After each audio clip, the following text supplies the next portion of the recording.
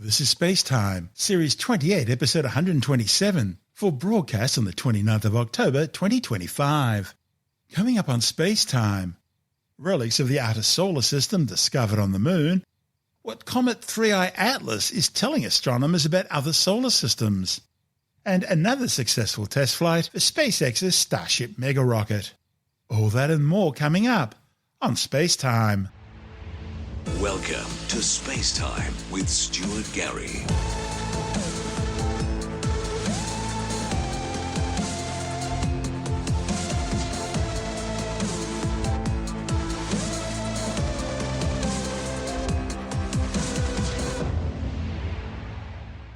A new study has confirmed that some meteorites found on the Moon originated in the dark outer reaches of the solar system. Meteorites are critical objects for studying the formation and evolution of planets. However, most are not preserved very well on Earth because of atmospheric and geological contamination. The problem is even more severe for fragile carbonaceous Avuna-type chondrites, which account for less than 1% of all meteorites found on Earth. In contrast, the Moon serves as a natural archive for meteorites, benefiting from its lack of atmosphere and limited geological activity. Now, researchers from the Chinese Academy of Sciences have identified 7 olivine-bearing clasts from 2 grams of lunar regolith collected by the Chang'e 6 sample return mission. The findings, reported in the Proceedings of the National Academy of Sciences, shows that trace elements and oxygen isotope compositions of olivine clasts in the samples confirms that they are relics of carbonaceous Avuna-type chondrites. They formed through the rapid cooling-induced crystallization of melt droplets and were generated when these chondrites melted as they hit the lunar surface. The parent bodies of these types of chondrites were originally formed in the outer solar system, before eventually migrating to the inner solar system during the formation of the terrestrial planets Mercury, Venus, Earth and Mars. A preliminary statistical analysis of meteoritic materials on the Moon shows that the proportion of these specific types of chondrites is significantly higher on the lunar surface than in Earth's meteorite collection. That indicates that the combination of carbonaceous Avuna-type chondrites to the Earth-Moon system has been severely underestimated.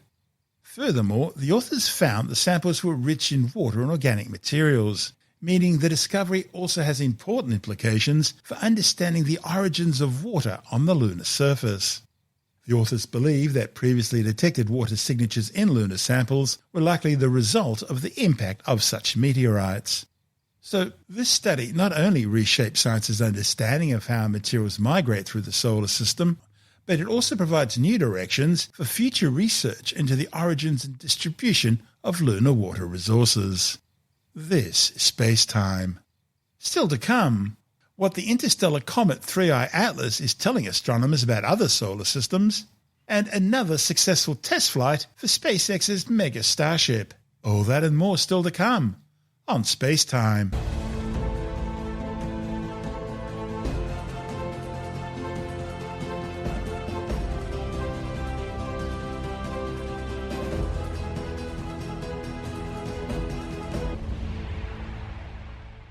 New images of interstellar Comet 3I Atlas telling astronomers how this alien object is evolving as it travels through our solar system, and how other distant solar systems might be very different from our own. The new findings, reported in the astrophysical journal Letters, suggest that 3I Atlas may have been active for far longer than scientists expected, thanks to clues hidden in its comet-like tail. The new observations are based on data from NASA's TESS Transiting Exoplanet Survey satellite, and they provide more information about an object which will only be visible in the skies for a few more months before it zooms beyond even the most powerful telescope's reach.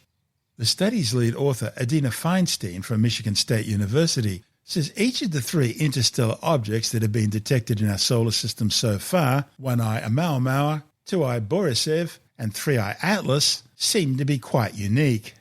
And the additional data coming from 3I Atlas is telling astronomers a story about a solar system very different from the one we live in. In our system, comets that approach the Sun release dust and gases, mostly water, from their surfaces and from inside as temperatures increase. But the images of 3I Atlas show activity much further away from the Sun than expected, and that means it's likely releasing other molecules like carbon monoxide and carbon dioxide. Feinstein says that gives astronomers an idea about what comets and asteroids might be made of in systems beyond our own sun. It's always been assumed that other star systems are different from ours, but now there's clear, definitive evidence of just how different they might be. Astronomers expect 3i Atlas to be visible for several more months, but they're also sifting through archival data to see if there are any images of the object from before it was identified. Capturing as many observations as possible is essential to better understand how these objects turn on as they approach the Sun. These interstellar objects have likely not been warmed significantly in millions, if not billions of years, and any opportunity to see how they responded to that early heating would be of extreme interest. This report from NASA TV. Right now, a fleet of NASA spacecraft are turning their attention to an unusual object speeding through our solar system. NASA-funded telescopes have their eyes on the sky all the time and first spotted this object back in July. It's a comet, now named 3i Atlas, and it's only the third object ever confirmed to have come from interstellar space. In case you are wondering, this comet does not pose any threat to Earth, but it does give scientists a rare chance to study something from beyond our solar system. So, what are we doing? In addition to ground-based studies, NASA space telescopes like Hubble, Webb, and SpaceX have made unique observations, and scientists are poring over the data. Soon, though, the comet's path will take it past even more of our robotic explorers. Next, it's heading towards Mars. And spacecraft in orbit and on the surface will try to catch a glimpse. After that, it's on toward Jupiter. What will our spacecraft see? We'll soon find out. This is SpaceTime. Still to come, SpaceX has completed a spectacularly successful 11th test flight of its massive Starship mega rocket. And later in the science report, new satellite images show that Iran is rebuilding its banned nuclear weapons infrastructure. All that and more still to come on SpaceTime.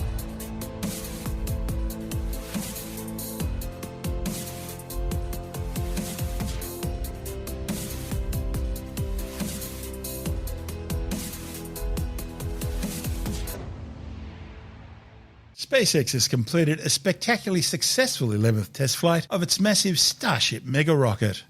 The world's largest and most powerful spacecraft blasted off into the early evening skies from the company's Starbase launch complex at Boca Chica on the Texas Gulf Coast. T-minus 10, 9, 8, 7, 6, 5, 4, 3, 2, 1. We have liftoff. Go Super Heavy. Go Starship. Thanks for all the historic flights, Pad 1. Vehicles pitching downrange. Booster Raptor chamber pressure nominal. Booster and ship nominal power and telemetry.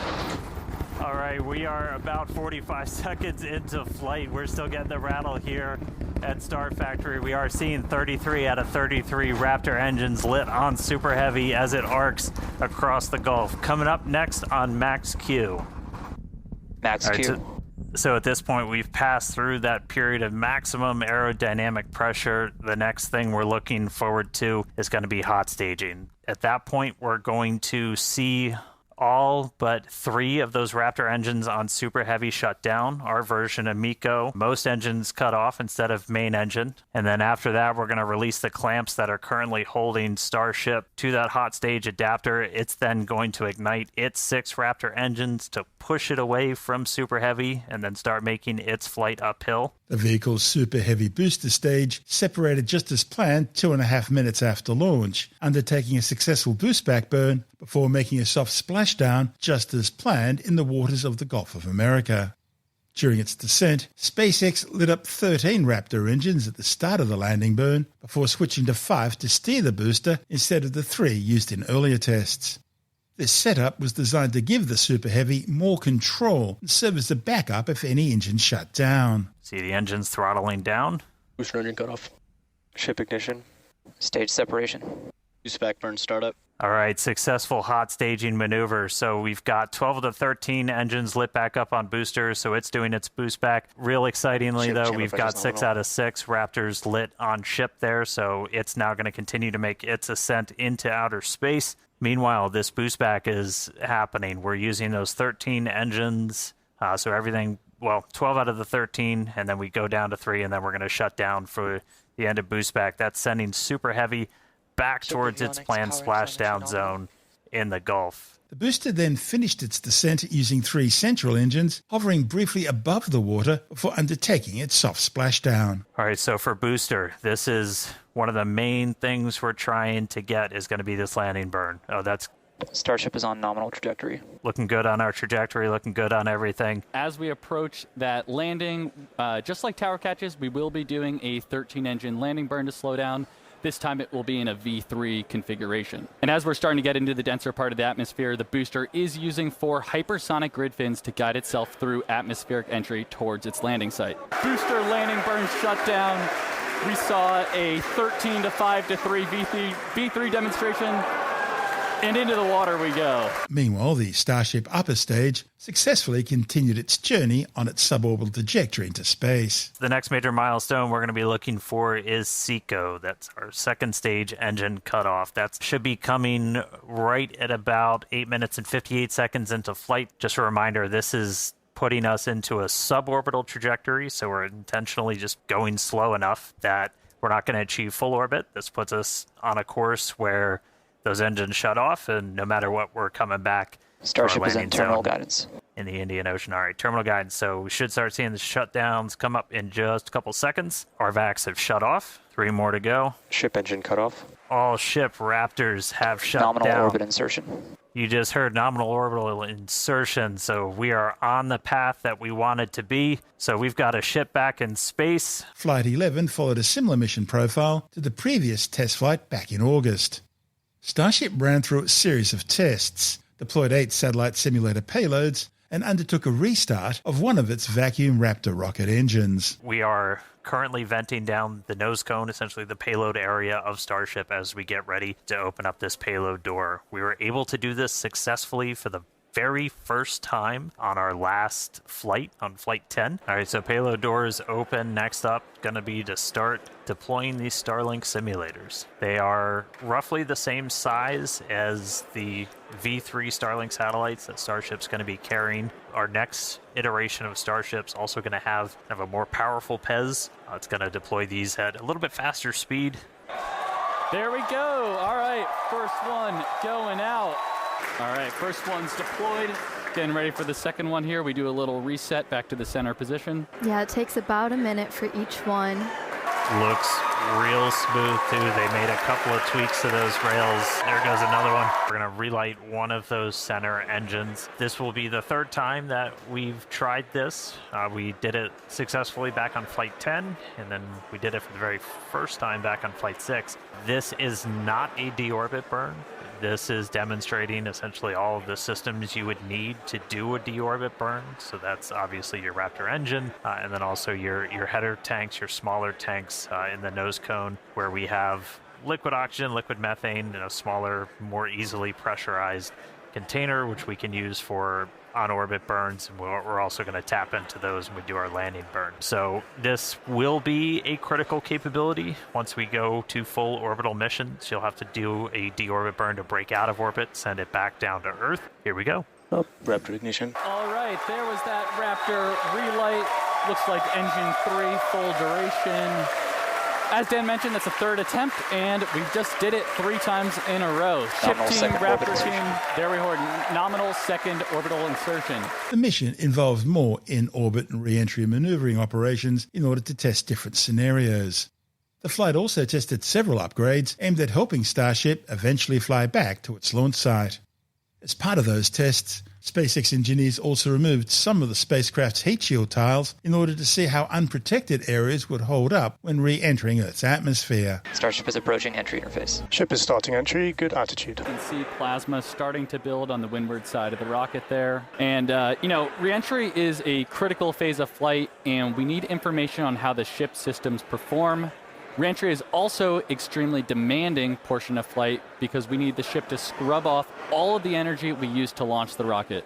So remember the 33 engines plus the 6 engines on ship that we used to get up into space, we now are using aerobraking essentially to scrub off all that energy. We have some tiles on the leeward side of the flaps here, and we have some different mechanisms, some stud out, basically to see if these tiles will hang on. Re-entry is typically a portion of flight where we don't have communications with spacecraft because it's re-entering at or around orbital velocity, which is roughly 8 kilometers per second or 5 miles per second. At those insanely high speeds, the spacecraft moving through the atmosphere creates a plasma field around the vehicle. Yeah, and that blanket of plasma distorts communication frequencies, so it's not uncommon to experience brief blackouts in communication. So big picture here, Starship is designed to land on Mars where there are no runways or other humans to help out. So that means we need to do a propulsive landing instead of a more traditional means like parachutes, which is what our Dragon spacecraft uses, or a runway like the Space Shuttle. Propulsive landing enables more rapid reusability.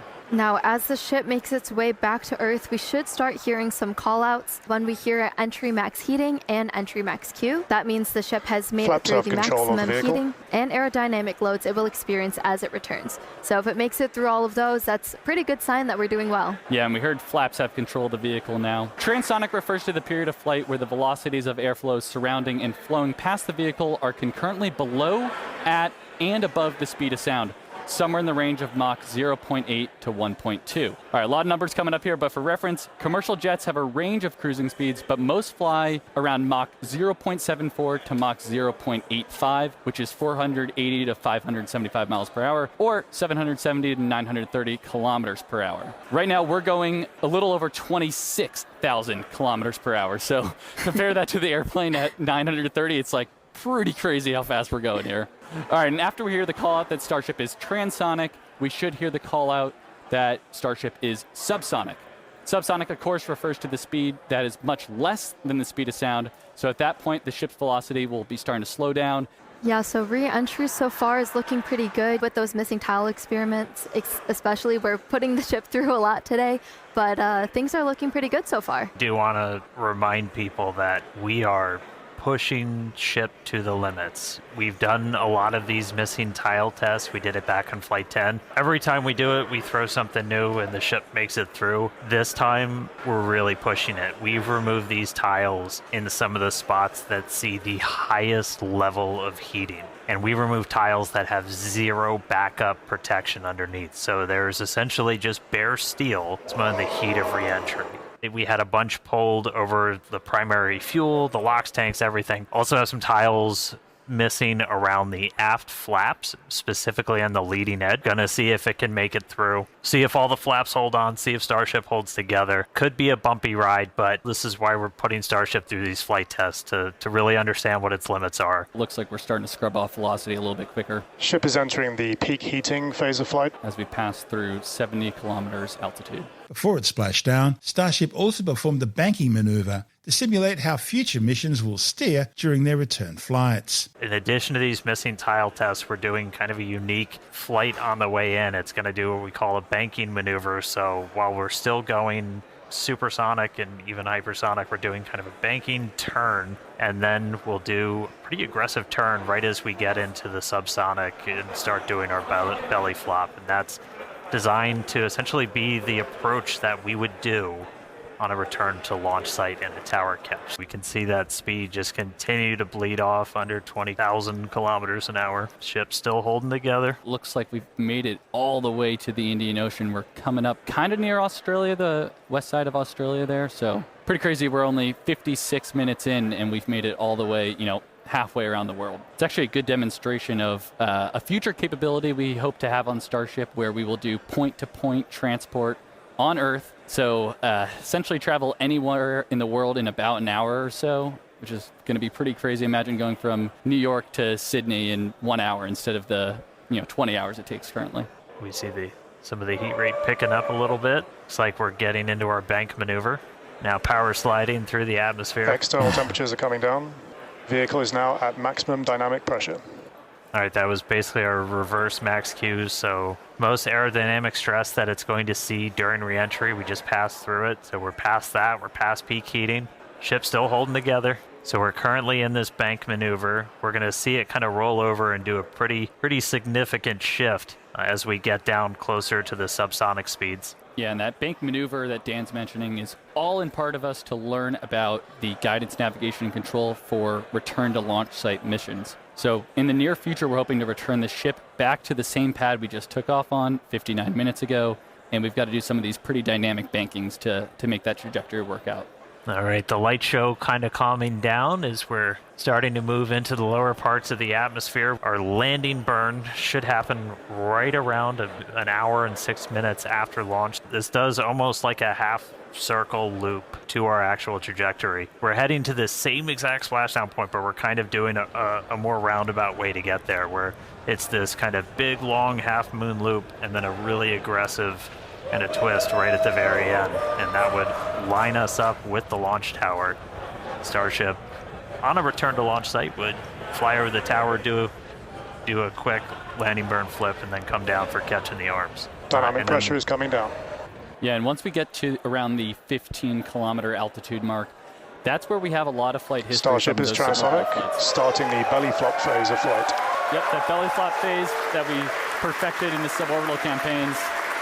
We're entering that now. All right, starting to get those Raptors ready. Should be 2 minutes away from landing burn. Again, we're going to do a flip. After we ignite those engines, we'll go from 3 down to 2 for the final phase of the landing burn and look for another soft splashdown. Then, just over an hour after launch, Starship splashed down right on target in the warm waters of the Indian Ocean off the Western Australian coast. Seeing all 3 center engines have entered the chill phase. The ship is making its turn for final approach. And here's this kind of aggressive final turn that would essentially position it so it's right behind the launch and catch tower. Flaps holding strong. Ship landing startup. There's our landing burn. 3 down to 2. Starship has landed. Hey, welcome back to Earth, Starship. We are down in the Indian Ocean. Let them hear it, Starbase. What a day. The success of these last 2 test flights comes in the wake of a series of explosive test failures, including multiple booster explosions, loss of Starship vehicles during stage separation, and limited success in achieving orbital velocity. This mission was the last flight for the current iteration of the Starship spacecraft. The next test will launch the new improved version 3 model. As always, watching on with great interest was NASA. You see, NASA plans to use a version of Starship, known as the HLS, to transfer crews from the Orion spacecraft down to the lunar surface and back up again on the Artemis 3 mission slated for launch in mid-2027. Starship will also eventually replace SpaceX's current fleet of Falcon 9 rockets and Dragon capsules. But SpaceX boss Elon Musk has a far grander vision for the massive 123-metre-tall reusable stainless steel spacecraft. He sees Starship as an interplanetary transport system, eventually carrying up to 100 people at a time or 150 tons of supplies on missions not just to the Moon, but also to Mars and beyond. But challenges remain. Musk admits developing Starship's fully reusable orbital heat shield is proving to be the toughest hurdle so far. But he believes it's worth the effort because it took 9 months to refurbish a space shuttle's heat shield between each flight. Another problem yet to be overcome is developing a reusable in-flight refueling system capable of handling the cryogenic propellants used by Starship. You see, in order to shuttle between translunar orbit and the Moon's surface, Starship will need to be refueled. And that's a crucial step for the Artemis 3 mission. This is SpaceTime.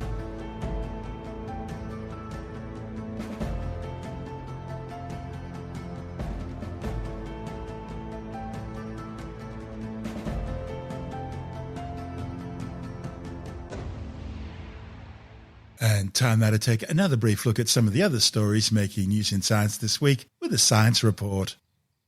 New satellite images are showing that Iran is rebuilding infrastructure at its Talagan-2 nuclear research site at the Parchem military complex in southeastern Tehran province. The Institute for Science and International Security says it's all part of Iran's efforts to reconstitute its nuclear weapons and missile programs in the wake of the Iranian war against Israel. The Islamic Revolutionary Guard previously used their Talagan-2 facility for designing and testing nuclear weapons.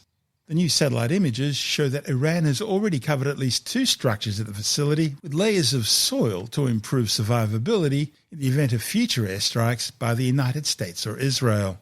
Israel struck the facility back in October 2024, destroying equipment needed to design and test nuclear devices. Then, in mid-June this year, Israel launched an unprecedented bombing campaign on Iran in response to the terrorist-supporting nation's multiple attacks. And the US briefly joined in, using B-2 stealth bombers to strike key Iranian nuclear facilities.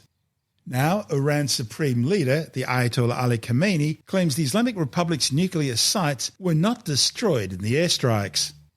Meanwhile, Newsweek's reporting that Iran has also upgraded and enhanced its ballistic missile stockpiles. These missiles are designed to deliver nuclear payloads to targets in Europe, the Middle East, and Israel. Paleontologists have discovered the fossilised remains of a 151-million-year-old quirominid in the Talbragar fish beds northeast of Yullan in far western New South Wales. Quirominids are a family of non-biting insects which played an important role in freshwater ecosystems. The new find, reported in the journal Gondwana Research, represents the oldest known member of this group in the southern hemisphere, and indicates that these insects were a group of freshwater animals that might have originated in the southern supercontinent of Gondwana. The fossils show a unique evolutionary adaptation, a terminal disc mechanism that likely allowed it to firmly anchor to surrounding rocks. Until now, this mechanism, which functions in tide-influenced habitats, was thought to be exclusive to marine species. The new species has been named Talmatomia talbragarica, which translates to fly from the stagnant waters, and reflecting the nature of its habitat at Talbragar. Current research involved analysing 6 fossilised specimens, both pupae and enclosing adults. Scientists are warning about a new spyware technology which is able to infer the identity of a person without Wi-Fi devices on them simply by passively recording communication in radio networks. A report in the ACM-IMS Journal of Data Science found that by observing the propagation of radio waves, people can create an image of the surroundings and of any persons who may be present in them. The authors say this technique works in a similar way to a normal camera, the difference being that in this case, radio waves instead of light waves are used for the recognition. So it doesn't matter whether or not you're carrying a Wi-Fi device on you, and switching your device off won't make any difference either. It's simply sufficient that other Wi-Fi devices in your surroundings are active. In fact, when you think about it, the technology turns every router into a potential means for surveillance. So if you regularly pass by a cafe that operates a Wi-Fi network, you could be identified there without noticing it and be recognised later by authorities or companies. Of course, right now, there are still easier ways for secret services or cyber criminals to observe people, for example, by accessing CCTV cameras or video doorbells. However, the omnipresence of wireless networks may eventually become a nearly comprehensive surveillance infrastructure with one concerning property. They're invisible and so raise no suspicion. After all, when you think about it, Wi-Fi networks exist in almost every house, in every office, in restaurants, and right across public spaces. Unlike attacks with LiDAR sensors or previous Wi-Fi-based methods which use channel state information, that is, measured data that indicates how a radio signal changes when it reflects off walls, furniture or people, this new technique doesn't need any special hardware. It works by exploiting the communications of legitimate users whose devices are connected to the Wi-Fi network. These regularly send feedback signals within the network called beamforming feedback information to the router in an unencrypted form so that it's readable by anyone in range. This creates images from different perspectives that can serve to identify an individual person. Once the underlying machine learning model's been trained, the identification only takes a few seconds and it has almost 100% accuracy. Well, Amazon's huge computational infrastructure outage went well beyond impacting the internet giant's online shopping website. The AWS outage had global implications, affecting airlines, healthcare services, banks and finance companies, as well as disrupting apps such as Snapchat and Reddit. So, what caused the outage, and why was it such a big deal?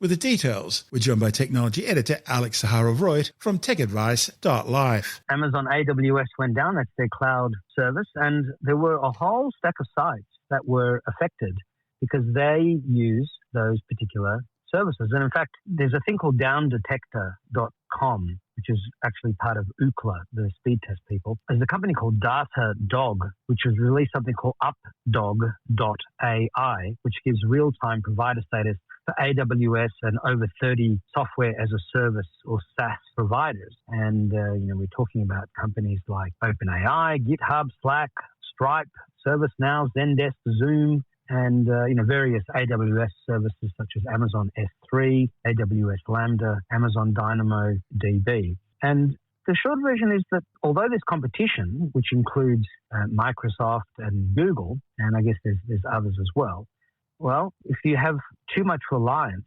on one provider, then you can have all these different services and sites go down. And it just goes to show that, Can't put all your eggs in one basket. Well, maybe you need to have two cloud providers. It might increase your cost. It will increase your cost. But, I remember when Larry Ellison, the chief of Oracle, this would have been 10, 20 years ago, he'd be up on stage at a giant keynote and, he'd have some servers running and he would yank out one of the servers directly, just live from the stage, and the system would go down, but it would immediately fail over to another data center somewhere else. Downtime would be minimal. Now, interestingly, AWS has their big reInvent conference in December. I'll be there in Las Vegas, first week of December, and I'm sure they'll be talking about this and how they can have resilient systems and what they can do to make sure that this sort of internal DNS misconfiguration, which is apparently what it was, can't happen again, or there can be alerting of this to the relevant tech people in advance of this sort of thing happening, because, it went for about 15 hours. The sort of the ongoing effects went on for a bit longer. And, people were locked out of being able to accept payments or use services. And yeah, it just goes to show that, the internet can seem like it can be, robust. And well, I don't think anyone's going to call it infallible because there's outages all the time from different providers. But this wasn't a cyber attack, according to everyone that was being reporting about it. It was a failure of the DNS configuration. And when suddenly traffic is routed and doesn't know where to go, everything grinds to a halt. That's Alex Zaharov-Reutt from TechAdvice.life.